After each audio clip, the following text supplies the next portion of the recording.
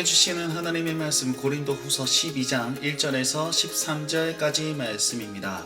사도 바울은요, 자기를 변호하고 그 다음에 대적자들을 향하여서 뭐라고 얘기했냐면, 나는 절대 나를 자랑하면서 어리석은 자가 되지 않겠다. 왜냐하면 그 사람들은 자기의 어떤 추천서라든지 자기는 신비적인 능력이라든지 아니면은 말을 잘하는 그 어떤 것 가지고 자기는 똑똑하고 잘났고 바울은 어리석다라고 얘기했거든요. 그런 거에 대해서 바울은 오히려 자기를 자랑하는 그들이 어리석고, 자기는요 주께서 인정하는 자 혹은 나의 사도됨은 바로 복음과 그리스도 외에는 없다, 증명할 바가 없다라고 얘기를 하면서 오직 하나님께만 맡기면서 사역해 왔습니다.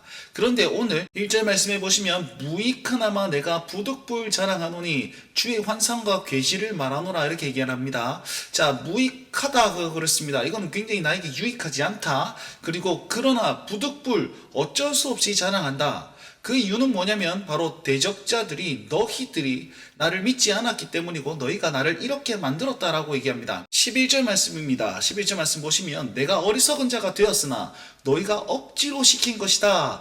내가 이걸 얘기하지 않으면 방도가 없기 때문에 내가 스스로 어리석은 자가 되었다, 이렇게 말하고 있지요. 그러면 바울이 자랑했던 것은 무엇이었습니까? 사도 바울은요, 내가 이렇게 했다라고 얘기하지 않고 내가 한 사람을 안다 라고 하면서 삼자를 얘기하듯이 자기의 체험을 얘기합니다. 이것 또한 바울이요, 이건 내가 자랑거리가 되지 않는다라는 말을 포함하고 있는 것이죠. 보시면 14년 전에 셋째 하늘에 끌려간 자가 있다. 그리고 그곳에서 말로 표현할 수 없는 말을 들었다. 이렇게만 얘기합니다. 거기가 어딘지, 무슨 말을 들었는지 구체적으로 얘기하지 않습니다. 왜요? 자랑할 것이 못 되기 때문에. 자, 14년 전이면 언제냐면 사도 바울이 다메섹에서 예수 그리스도를 만나고, 그리고 아라비아 광야로 갔다가 다시 다메섹에 있습니다.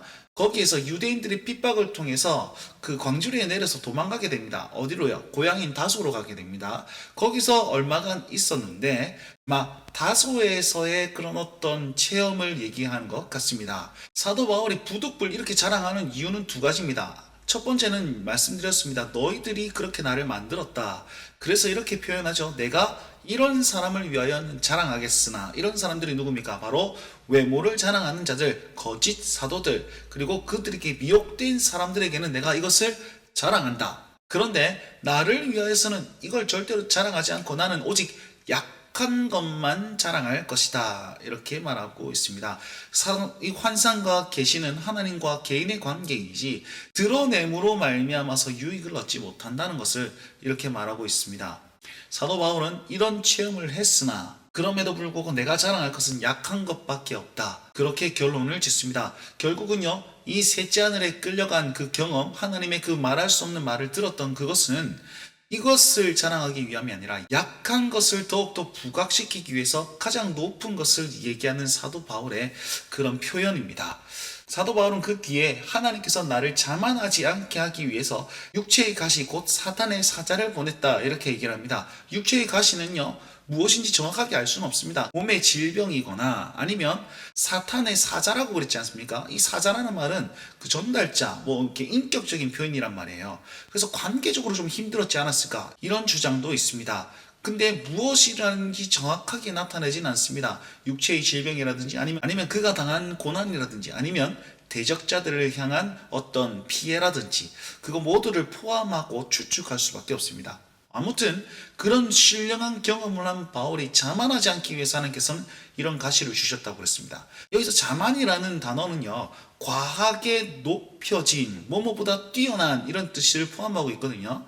자, 자만하지 않기 위해서 하나님 주셨다라고 얘기하면서 대적자들은 여전히 자만하고 있고 과하게 포장하고 있고 과하게 뭔가 비교하면서 그렇게 드러내고 있다라는 것을 신령한 경험을 한 그 바울에게 하나님께서는 육체의 가치를 주셨고, 사도 바울은 그게 너무 힘들어서 하나님께 3번 간구했습니다. 그런데 하나님께서는 그 3번의 기도를 듣지 않으시고 너의 은혜가 족하다, 이렇게 얘기를 하셨습니다. 그리고 이는 내 능력이, 하나님의 능력이 약한 데에서 온전하여진다는 사실을 깨닫게 되는 은혜를 누리게 됩니다.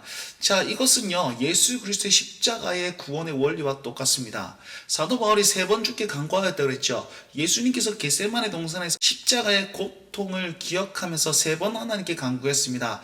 그러나 결국은 십자가를 지시는 그 낮은 자리로 내려가고 그 낮은 자리에서 정말 어마무시한 구원의 능력을 드러내셨지요. 사도 바울도 이 원리를 바로 깨달은 것 같습니다. 3번 구하였으나 너의 은혜가 족한 줄 알고 내가 이 악한 데서 온전하여진 나의 고통과 나의 고난과 나의 이 가시로 말미암아서 온전하여지는 구원이 나타나기에 나는 이것을 은혜로 여기고 오히려 약한 것들을 자랑하고 그리고 내가 받는 능력, 모욕과 궁핍, 어떤 고생한 것, 그 다음에 박해와 공고들을 내가 기뻐하며 산다. 이렇게 고백하고 있으면서 결국은요, 내가 약한 그때에 강함이 나타날 것이다. 이 사실을 명확하게 드러내면서 자기의 약함을 자랑하고 있습니다. 예수 그리스도가 그렇게 우리에게 구원을 베풀었고 우리 사도 바울께서는 그렇게 사심으로 말미암아서 하나님의 강함을 드러내셨습니다. 우리는 어떻게 살아야 될까요? 우리는 강함을 드러내면서 이 복음을 드러내야 됩니까? 아니면 나의 약함 가운데서 하나님의 온전함이 드러날 것이다. 그렇게 고백하면서 하나님을 더욱더 의지하며 사시겠습니까? 꼭 복음을 붙잡고 그 은혜 가운데 살았으면 좋겠습니다. 11절부터는 사도 바울이 고린도 교인들에게 내가 원래는 칭찬받아야 되는 자인데 너희들 때문에 어리석은 자가 되었다. 그런데 내가 이 어리석은 것을 자랑하는 이유는 내가 아무것도 아니나, 여기서 아무것도 아니다는 말은 무슨 말이냐면 거짓 사도들이 사도 바울을 아무것도 아닌 것처럼 여겼거든요. 그래서 그들이 너희가 듣기에는 내가 아무것도 아닌 것 같으나 나는 그들보다 조금 더 부족하지 않다. 왜요? 하나님의 계시를 직접 받은 자이기 때문에. 그런데 내가 이걸 자랑하지 않고 약함을 자랑하는 것은 나의 사도되었던 그 표가 모든 참음과 표적과 기사와 능력을 행한 것이라. 이걸 한마디로 얘기하면 구원이 드러난 것이다. 이렇게 말합니다. 그런 요약하자면 무슨 말입니까? 나의 사도됨은 너희가 예수 그리스도를 믿고 구원받았음이 내가 사도된 것을 명확하게 증명하고 있는 것이다. 이런 거죠.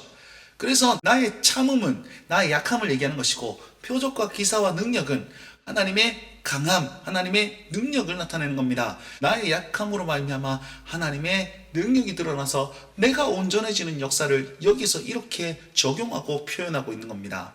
자, 우리 삶에 꼭 나의 약함이 있습니다. 그럼에도 불구하고 내 안에 그 약함으로 말미암아서 하나님의 강함이 드러날 것을 굳게 믿으면서 내가 가진 것을 자랑하기보다는 내가 없는 것을 채우시는 하나님을 의지하고 또 내가 알지 못하는 그 구원의 역사들을 이루시는 그 하나님을 더욱더 드러내면서 내가 받은 구원과 그리고 저 사람이 얻은 구원과 내가 말하는 복음이 나의 그리스도인됨을 강하게 증명할 수 있는 오늘 하루의 삶이 되시길 바랍니다. 그러면 이 마음 가지고 오늘 하루 어떻게 살아야 될지 고민하고 적용해 보시면서 오늘 하루 주님과 동행하시길 바랍니다.